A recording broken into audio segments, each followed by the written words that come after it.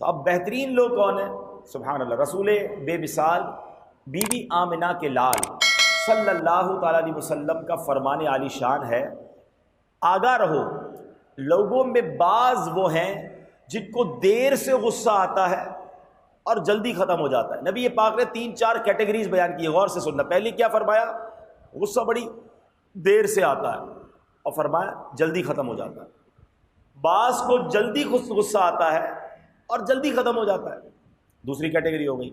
فرمایا سن لو ان میں سے بعض کو جلدی غصہ آتا ہے، دیر سے اترتا ہے، سن لو بہتر وہ ہے جن کو دیر سے غصہ آئے اور جلدی ختم ہو جائے، اور برے وہ ہیں جن کو جلدی غصہ آ جائے اور دیر سے زائل ہو، یعنی دیر سے ختم ہو۔ تو بہترین کون ہے؟ دیر سے غصہ آئے، بولے تو غصہ آتا نہ ہو، اگر آ جائے تو فوراً ختم بھی ہو جائے، تو دل میں پال کے رکھنا، دیر تک غصے میں رہنا، لڑائی جھگڑا جاری رکھنا، دشمنیاں پال کے رکھنا، فرمایا وہ اچھے لوگ نہیں ہیں۔ اب سنیے پیارے اسلامی بھائیوں، ہمیں پتہ چلا کہ بہتر کون ہے؟ جس کو دیر سے غصہ آئے اور جلدی اتر جائے۔ اور یہ غصے کی تباہ کاریاں بڑی خطرناک ہیں۔ بڑی شان والے مولا، سبز گنبد والے آقا صلی اللہ تعالیٰ علیہ وسلم نے فرمایا جہنم کا ایک دروازہ ہے جس سے وہی لوگ داخل ہوں گے جن کا غصہ اللہ پاک کی نافرمانی کے بعد ہی ٹھنڈا ہوتا ہے۔ اب آپ غور کر لیں، اکثر ہم میں سے وہ لوگ ہیں ان کا غصہ ٹھنڈا کب ہوتا ہے؟ جب تک گالی نہ دے دیں، جب تک جھگڑا نہ کر لیں، جب تک اگلے کی غیبت نہ کر لیں، جب تک اس کو کوئی نقصان نہ پہنچا دیں، جب تک ہاتھا پائی نہ کر لیں۔ یعنی ہر اینڈ آف دا غصہ جو ہے نا، غصے کا اختتام وہ اللہ کی نافرمانی پر ہی ہوتا ہے۔ اور آقا نے کیا فرمایا کہ جہنم کا ایک دروازہ ہے جس سے وہی لوگ داخل ہوں گے کہ جن کا غصہ اللہ پاک کی نافرمانی کے بعد ہی ٹھنڈا ہوتا ہے۔ اب آپ غور کر لیں، اب آپ کہیں یار اس نے مجھے برا بلا کہا میں کیوں نہیں کہوں، اس نے بدتمیزی کی میں اس کو جواب کیوں نہ دوں، اس نے ہاتھ اٹھایا میں اس کا ہاتھ نہ توڑ دوں، تو کوئی فرق کیا رہا میرے اور اس کے اندر؟ غصہ نہ آئے یہ پاسبل نہیں، ہم انسان ہیں، ہمیں غصہ آئے گا۔ اب ہم نے کرنا کیا ہے اس کے مقابلے میں کہ ہمیں غصے پر قابو رکھنا ہے، گناہ نہیں کرنا۔ غصے کا اختتام اچھا بھی ہو سکتا ہے۔ آپ کو کسی پر غصہ آیا، ایک طریقہ تو یہ گالی دے دیں، ایک طریقہ تو یہ مار کٹائی کریں، اور ایک طریقہ یہ اللہ کی رضا کے لیے معاف کر دیں۔ ہائے ہائے، اختتام کتنا خوبصورت ہو گیا۔ حدیث پاک میں آتا ہے، نبی پاک علیہ الصلوۃ والسلام فرماتے پہلوان وہ نہیں جو غصے کے وقت کسی کو پچھاڑ دے، پہلوان وہ ہے جو غصے کے وقت اپنے آپ پر قابو رکھے۔ کمال یہ ہے، یہ کمال نہیں ہے کہ آپ نے کسی کو پچھاڑ دیا، کسی کو برا بھلا کیا، زخمی کر دیا، یہ تو آسان ہے، غصہ آیا بدلہ لے لیا، اپنے آپ پر قابو پانا۔ ہم تو اس نبی کے امتی ہیں کہ جس کے بارے میں بچپن سے نعتیں سن رہے ہیں، سلام اس پر کہ جس نے خون کے پیاسوں کو قبائیں دی، دشمن آ جائے تو چادر بھی بچھا دیتے۔ نعتیں بڑی زور سے سنتے ہیں، ہم نے تو گالی سن کے کبھی دعا نہیں دی، ہم نے تو ایک گالی سنی 7 گالیاں دی ہیں، ہم نے تو ایک جملہ سنا اس کا منہ توڑ کے رکھ دیا۔ تو کس نبی کے امتی ہو بھائی؟ نبی پاک تو جان کے دشمن کو معاف کر دے، تم مسلمان بھائی سے غلطی ہو جائے تو معاف کرنے کے لیے تیار نہیں ہو۔ ٹریفک میں اگر کوئی غلطی سے ہماری گاڑی کو ٹچ کر دے، اوورٹیک کر لے، ہو گئی غلطی یار، نہیں میں بتاؤں گا اس کو، نہیں میرے پیارے اسلامی۔ اچھا پھر بعض اوقات جو ہے نا، جب کسی کو بندہ کہے نا یار یہ لڑائی جھگڑا غصہ نہ کیا کرو، تو پھر جواب پتہ کیا دیتے ہیں؟ بھائی جان ہم شریف کے ساتھ شریف ہیں، بدماش کے ساتھ بدماش ہیں۔ ارے بھائی تمہارے اندر کون سا بٹن لگا ہوا ہے کہ جب شریف سامنے آتا ہے تم شریف ہو جاتے ہو، بدماش آتا ہے تو بدماش ہو جاتے ہو؟ یہ فارمولہ ہی غلط ہے۔ مسلمان مومن شریف کے ساتھ بھی شریف ہوتا ہے اور بدماش کے ساتھ بھی شریف ہوتا ہے، بدماش سدھرے گا کیسے بھائی؟ تو یہ نہیں ہوتا ہے۔ آپ اپنے اندر صبر پیدا کریں، غصے پر قابو پیدا کریں۔ اب سنیے بی بی عائشہ صدیقہ رضی اللہ تعالیٰ عنہ کو جب غصہ آتا نا تو نبی پاک ان کو کیا فرماتے؟ یوں کہو اللہم رب محمد اغفر لی ذنبی واذہب غیظ قلبی واجرنی من مضلات الفتن۔ اے محمد صلی اللہ تعالیٰ علیہ وسلم کے رب میرے گناہ بخش دے، میرے دل کو غصے کو ختم فرما، اور مجھے گمراہ کرنے والے ظاہری اور باطنی فتنوں سے محفوظ فرما۔ نبی پاک تعلیم ارشاد فرماتے ہیں۔ تو ہمیں بھی جب غصہ آ جائے تو درود پاک پڑھنا ہے، اپنے آپ کو غصے والی جگہ سے دور کر لینا ہے۔ اچھا پھر بعض اوقات پتہ کیا ہوتا ہے، جو بندہ بڑا طاقتور ہوتا ہے پتہ ہے ہم اس کا کچھ بگاڑ تو سکتے نہیں، 4 تو گارڈ ہوتے ہیں اس کے ساتھ، چلو یار میں نے معاف کیا. تو یہ کیا معاف کیا ہے؟ کچھ بگاڑ نہیں سکتے تو معاف کیا. کمال یہ ہے کہ آپ کسی سے بدلہ لے سکتے ہیں، آپ کسی کا بیڑا غرق کر سکتے ہیں. کمزور ہے وہ آدمی، اس سے ہوئی یہ غلطی، اب معاف کرو نا، پھر معاف کرو، پھر دیکھو اللہ کیسے معاف فرماتا ہے. ہاں ایک واقعہ میں نے کئی بیان میں سنایا، چلیں آج پھر سنا دیتا ہوں. کہ ایک شخص تھا، اس کے گھر میں اس کی زوجہ نے کھانا پکایا اور کھانے میں نمک زیادہ ڈال دیا. اس کو بڑا غصہ آیا، جی چاہا کہ کھڑے ہو کر زوجہ کو تھپڑ مار دو. ہو سکتا ہے یہاں بھی کچھ شیر ببر ایسے بیٹھے ہوں گے کہ جب بیوی سے کوئی غلطی ہوتی ہوگی تو کبھی برتن توڑتے ہوں گے، کبھی گالیاں دیتے ہوں گے، کبھی تھپڑ مارتے ہوں گے. ایسا نہ کیا کرو، وہ بھی انسان ہے. ہم نے انسان سے شادی کی ہے، کمپیوٹر سے نہیں کی، بلکہ کمپیوٹر میں بھی وائرس آ جاتا ہے یار. تو معاف کرنے کی عادت ڈالو. اس بندے کو غصہ تو بڑا آیا. اچانک اس کے ذہن میں ایک بات آئی، یار میری بیوی نے ایک غلطی کی ہے اور مجھے بدلہ لینے کو جی چاہ رہا ہے. میں بھی تو اللہ کی بارگاہ میں روز غلطیاں کرتا ہوں، وہ تو سزا نہیں دیتا. کہا میں نے کچھ بھی نہیں کہا، اپنی بیوی کو معاف کر دیا، چپ چاپ کھانا کھا لیا. مرنے کے بعد مجھے بتایا گیا کہ اس روز جو تو نے میرا بندہ ہو کر میری بندی کو معاف کیا تھا نا، میں تو سب سے بڑا معاف کرنے والا ہوں. جا میں نے تیرے سارے گناہوں کو معاف کر دیا. ملازم کو بھی معاف کیا کرو، بیوی کو بھی معاف کر دیا کرو. غلطیاں ہو جاتی ہیں انسانوں سے، جھگڑا بدلہ نہ لیا کرو. اور سنو آج غصے کے میں آپ کو وظائف بھی بتا دیتا ہوں. کچھ لوگ کہتے ہیں یار کیا کریں بہت آ جاتا ہے غصہ، تو چلو آج وظیفہ بھی لے لو. جسے زیادہ غصہ آتا اسے چاہیے چلتے پھرتے کبھی کبھی یا اللہ یا رحمان یا رحیم کہہ لیا کرے. دوہرا لے، یا اللہ یا رحمان یا رحیم، یا اللہ یا رحمان یا رحیم، یا اللہ یا رحمان یا رحیم، یا چلتے پھرتے یا ارحم الراحمین. کیا پڑھیں گے؟ یا ارحم الراحمین، یا ارحم الراحمین، یا ارحم الراحمین. تو یہ دو وظیفے یاد رکھیں، یا اللہ یا رحمان یا رحیم یا ارحم الراحمین. اچھا پھر بڑی پیاری بات علماء نے لکھی کہ جب غصہ آئے نا تو وضو کر لیں، کیونکہ غصہ شیطان کی طرف سے، شیطان آگ سے بنا ہوا ہے. جب آپ وضو کرتے ہیں تو آپ کول ڈاؤن ہو جاتے ہیں، تو فوراً وضو کر لیں. پھر اسی طرح ایک اور پرابلم پتہ ہے کیا؟ کسی ملازم سے غلطی ہو گئی، یا بیوی سے غلطی ہو گئی، یا بچے سے غلطی ہو گئی. اب غصہ آ رہا ہے اس کے اوپر، وہ بھی سامنے بیٹھا ہے، آپ بھی سامنے بیٹھے، ہر تھوڑی دیر بعد دیکھ کے اسے غصہ آ رہا ہے. تو بہتر یہ ہے کہ جس سے لڑائی ہو گئی ہے، جس میں غصہ آ رہا ہے، وہاں سے اٹھ کر چلے جائیں. منظر بدل جائے گا نا تو آپ کا غصہ بھی ٹھنڈا ہو جائے گا. تو یہ بھی آپ نے ایک فارمولہ ذہن میں رکھنا ہے. ایک دوسری حدیث، بہترین لوگوں کی بات ہو رہی ہے. نبی پاک علیہ الصلوۃ والسلام فرماتے ہیں اِنَّ خِيَارَ النَّاسِ احسنهم قضاءً. بہترین شخص وہ ہے جو قرض اچھی طرح ادا کرے. اب پرابلم یہ ہے کہ یہاں قرض لیتے وقت بندہ دوسرا ہوتا ہے، واپس لوٹاتے وقت بندہ ہی دوسرا ہو جاتا ہے. اتنی محبت سے، اتنے پیار سے، حضرت بس پیسے دے دیں، 1 مہینے پورا ہونے سے پہلے ہی لوٹا دوں گا. بندہ کہ یار اتنی قسمیں کھا رہا ہے، اتنی منتیں کر رہا ہے، اس کے بعد نہ جناب کا فون اٹھتا ہے، اب ہم اس کے گھر کے دھکے کھا رہے ہیں. تو یہ کبھی بھی نہ کریں. اگر کسی سے قرض لیا ہے تو پراپر صحیح طریقے سے ادا کریں. کوئی تحفہ بھی واپسی میں دیں، پہلے سے طے نہیں ہو تو تحفہ ایکسٹرا دینا بھی سود نہیں ہوتا. ہاں پہلے کوئی طے کر لے کہ 1,00,000 دو، واپسی میں 1,05,000 دوں گا، تو پھر تو یہ سود ہو جائے گا.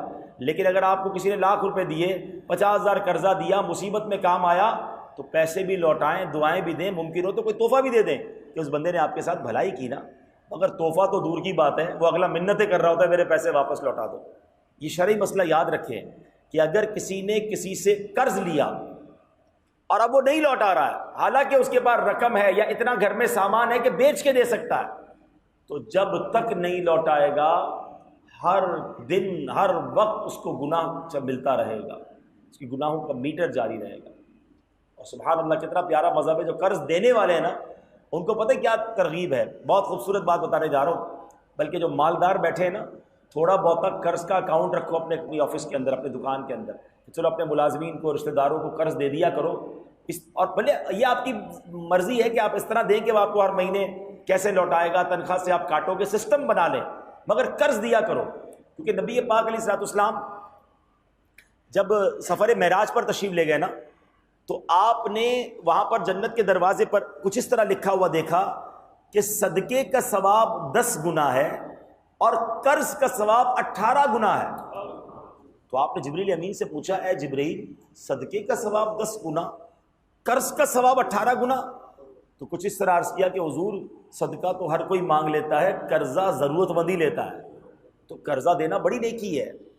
بدقسمتی یہ ہو گئی کہ جو قرضہ لے جاتے ہیں نا وہ لوٹاتے صحیح نہیں ہیں، تو اب دینے والے بھی ڈرتے ہیں، ورنہ یہ کام بہت اچھا ہے۔ اچھا 2 کام خراب ہو گئے، ایک تو قرضہ نہیں دے رہے، اور آج کل قرضہ دیتا بولتے نفع کتنا دو گے۔ ہر بندے کو اب سود چاہیے، معاذ اللہ حرام چاہیے، مدد والا کانسیپٹ ختم ہو گیا۔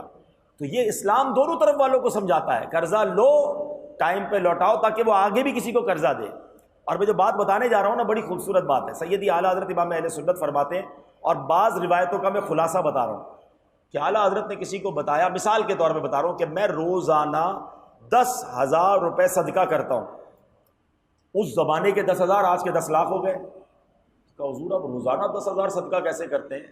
تو فرمایا حدیث پاک میں آتا ہے جس کا مضمون ہے اگر کوئی شخص کسی مسلمان کو قرضہ دے، مثال کے طور پہ آپ نے 1 لاکھ روپے یا 50,000 روپے 3 مہینے کے لیے کسی کو قرضہ دیا ہے، روایتوں میں آتا ہے اسے روزانہ 50,000 روپے صدقہ کرنے کا ثواب ملے گا۔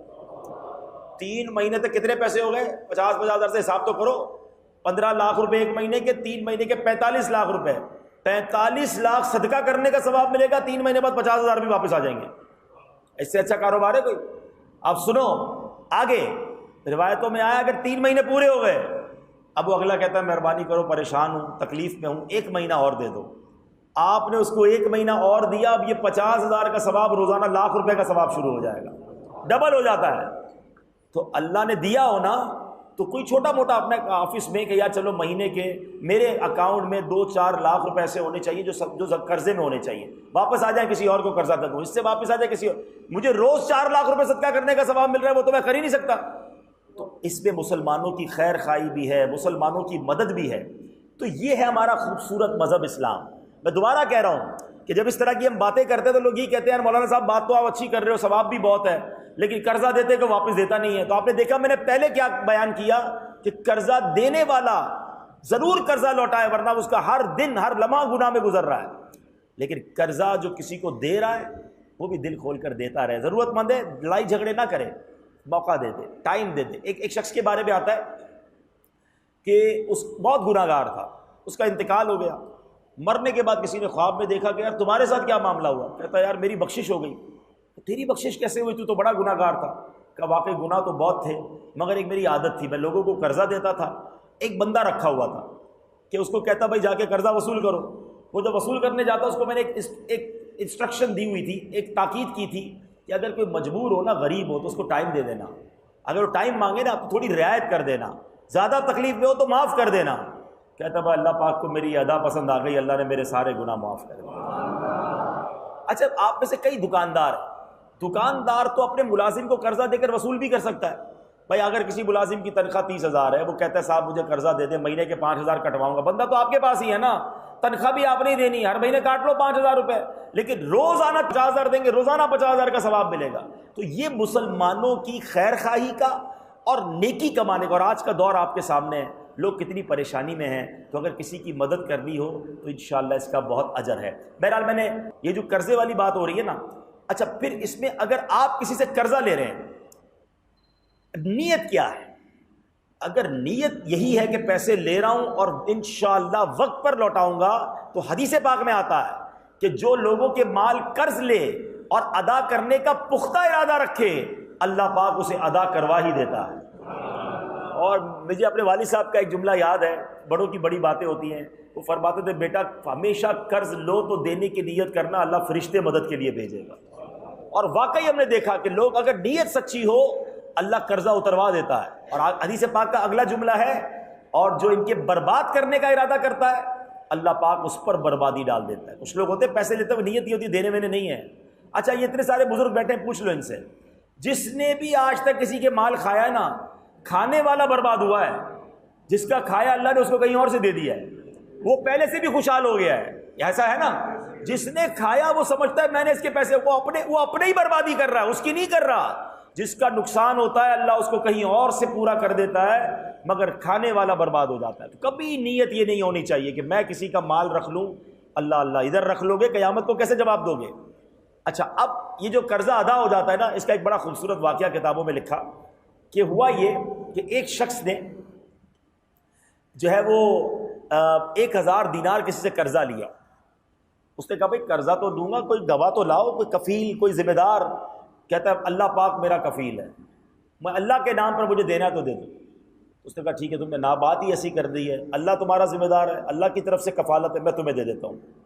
تو اس نے کہا اب گواہ تو لاؤ. چلو کفالت تو اللہ کی ہو گئی. وہ کہتا ہے میرا اللہ ہی گواہ ہے، دینا ہے تو دے دو. کہا اللہ گواہ ہے، چلو یار یہ بھی لے جاؤ. اب اس بندے نے اس بندے پر اعتماد کیا. 1000 دینار کا مطلب ہو گیا 1000 سونے کی اشرفیاں، بہت پیسے ہو گئے. بہرحال یہ بندہ چلا گیا دوسری جگہ. اب ہوا یہ کہ ایک ٹائم تھا، 1 مہینے بعد دینا تھا. اس بندے نے جب ٹائم آیا تو اس نے کہا میں نے قرضہ واپس لوٹانا ہے. وہ دوسرے گاؤں میں تھا، بیچ میں کشتی نہر تھی، کنارے پر آیا کشتی کی تلاش میں کہ کشتی آئے تو واپس جاؤں، یہ پیسے اس کو لوٹا کے آؤں، آج واپسی کا دن ہے. اب جناب کوئی صورت نہ بنے، کشتی نہ ملے. بہت کوشش کی، بولا یار میں نے اس سے وعدہ کیا ہے، مجھے قرضہ لوٹا، نیت تھی نا قرضہ لوٹانا ہے.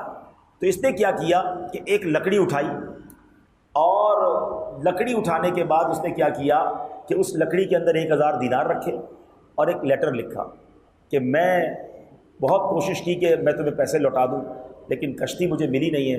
یہ پیسوں کو، اس لکڑی کو اللہ کے حوالے کرتا ہوں کہ یہ میری امانت تم تک پہنچا دے.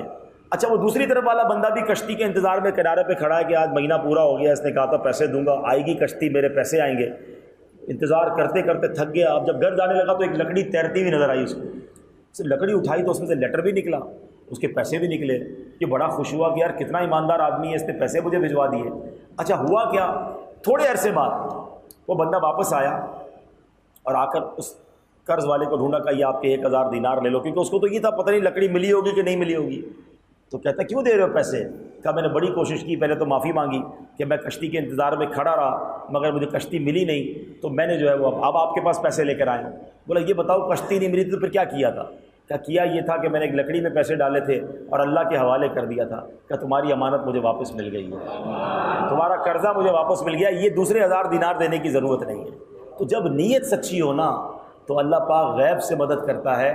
زندگی کا اصول بنا لیں، جب کسی سے پیسے لینے ہیں، جب کسی سے کوئی چیز لینی ہے، یہ سچی پکی نیت ہو کہ لوٹانی بھی ہے اور شکریہ کے ساتھ لوٹانی ہے، اچھے انداز سے لوٹانی ہے، پیر گھسوا کے نہیں. ہاں یہ بڑا پرابلم ہے، اس کے جوتے گھس جاتے ہیں.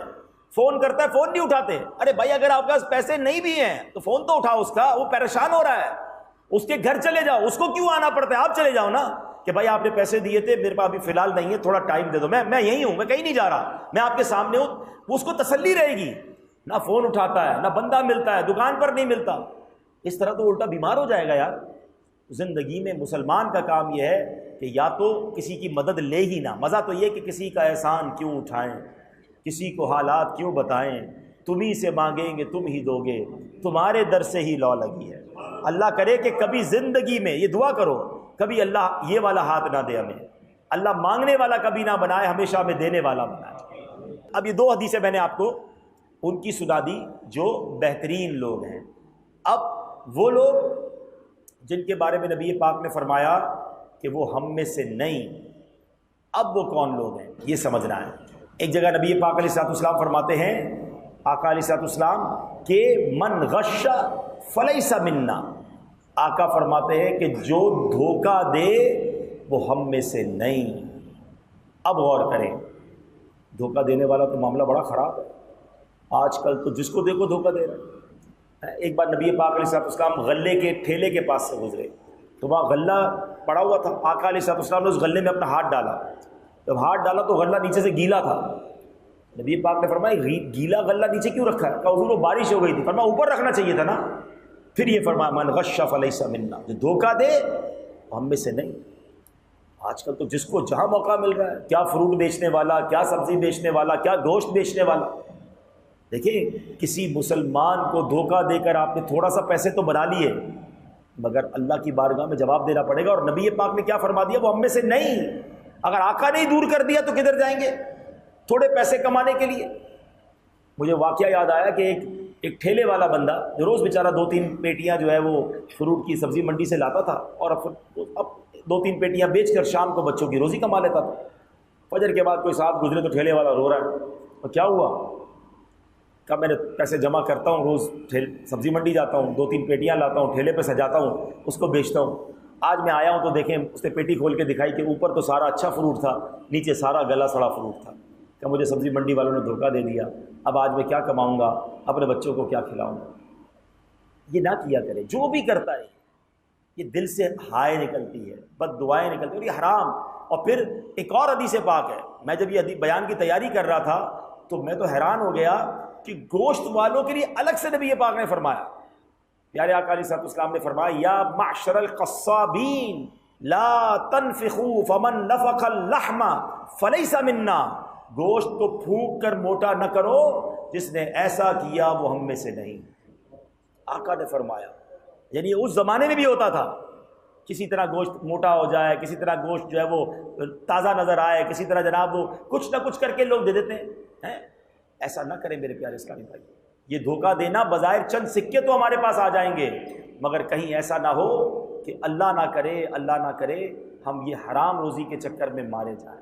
میرے پیارے اسلامی بھائیو، اس میں بہت سارے انداز ہوتے ہیں کہ مثال کے طور پہ برف کھانے کے نکالے ہوئے باسی گوشت کو تازہ کہہ کر فروخت کر دینا، ڈاڈے یعنی بوڑھے بیل یا بوڑھی بھینس یا بوڑھے بھینسے کے گوشت کو بچھیا کا گوشت کہہ کر بیچ دینا، ہڈی گائے یا بچڑے کی ران پر کسی اور بچھیا کے چھوٹے تھن لگا کر دھوکہ دے کر فروخت کرنا، جن ہڈیوں اور چھیچڑوں کو پھینک دینے کا رواج ہے ان کو دھوکے سے وزن میں چلا دینا، گوشت یا قیمے کو بغیر تولے صرف اندازے سے تول کر نام پر دینا، مثلا کسی نے آدھا پاؤ قیمہ مانگا تو مٹھی میں لے کر وزن کیے بغیر دے دینا۔ اچھا پتہ ہے بعض اوقات کیا لوگ کہتے ہیں، یہ شاید صرف گوشت فروش نہیں، باقی دکاندار، یار میں بے ایمانی نہیں کروں گا، وہ برابر والا دکاندار بیچ دے گا، سب لوگ کرتے ہیں، میں جھوٹ نہیں بولوں گا تو میرے پاس کون آئے گا؟ پھر تمہارا ایمان کدھر گیا؟ بتاؤ نا، روزی دینے والا کون ہے؟ زور سے بولیں، روزی دینے والا کون ہے؟ روزی میں برکت دینے والا کون ہے؟ اس روزی کے ذریعے صحت دینے والا کون ہے؟ تو پھر یہ دکانداروں کو کرنے دو نا جو کچھ بھی کر رہا ہے، میرا ایمان کدھر گیا؟ میں تو بچپن سے ایک چیز دیکھ رہا ہوں، اور آپ بھی دیکھ رہے ہوں گے، آپ کی گوشت مارکیٹ ہو، کپڑا مارکیٹ ہو، اناج مارکیٹ ہو، جو سچا سودا بیچتا ہے بے شک مہنگا بیچتا ہے، اس کے بعد رش لگا ہوا ہوتا ہے۔ یہ کوئی ضروری نہیں کہ چوری کر کے ہی پیسے کمائے جا سکتے ہیں، اگر سچا بیچو، وزن پورا ہو، چیز اچھی ہو، لوگ مہنگا دے کر لے کے جاتے ہیں کہ نہیں یار یہ ہمیشہ اچھی چیز بیچتا ہے۔ ہم اپنے ایمان کی کمزوری کی وجہ سے بے ایمانی کرتے ہیں۔